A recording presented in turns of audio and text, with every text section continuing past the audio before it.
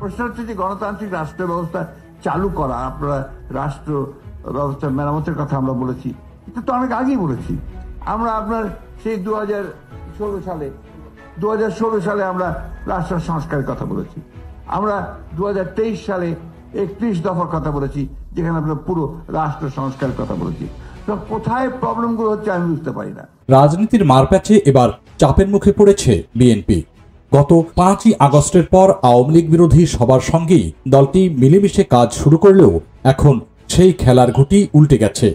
গণমাধ্যমের খবরে জানা গেছে, বিএনপির রাজনীতিকে চাপে রাখতে এরই মধ্যে পরিকল্পিতভাবে একটি প্রেসার গ্রুপ গঠনের চেষ্টা চলছে।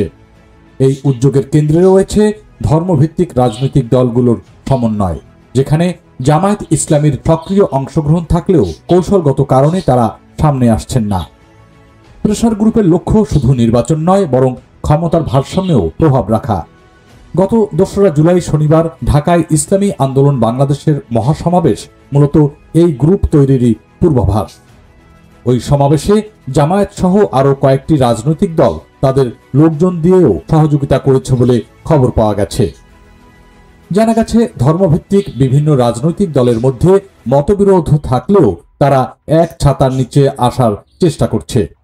ঢাকার মহাসমাবেশে ধর্মভিত্তিক বিভিন্ন দলের উপস্থিতি তারই ইঙ্গিত দেয়।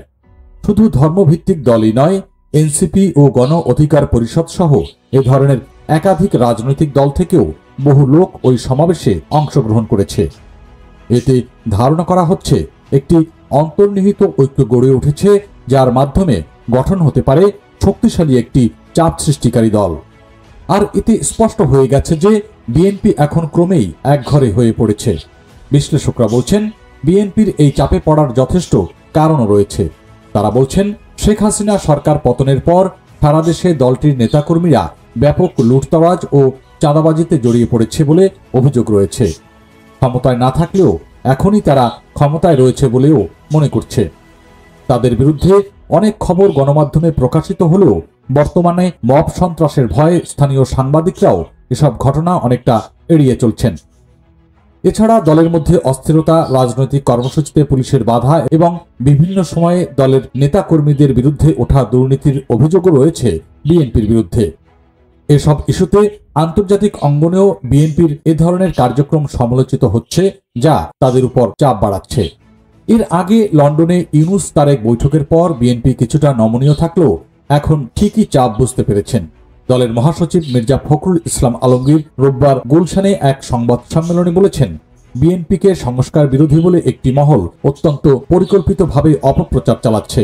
মির্জা ফখরুল আরও বলেছেন, একটা গোষ্ঠী বিএনপিকে ভুলভাবে চিত্রিত করার প্রচেষ্টা চালাচ্ছে। নির্বাচন নিয়ে বিএনপি কোনো ষড়যন্ত্র দেখছে কি না এমন প্রশ্নের জবাবে বিএনপির শীর্ষ এই নেতা বলেন, সে কথা আমি এই মুহূর্তে বলবো না, তবে নির্বাচনকে যারা বিলম্বিত করতে চায় তারা নিশ্চয়ই গণতন্ত্রের পক্ষের শক্তি নয়, তারা নিশ্চয়ই জুলাই আগস্ট বিপ্লবের পক্ষের শক্তি নয়।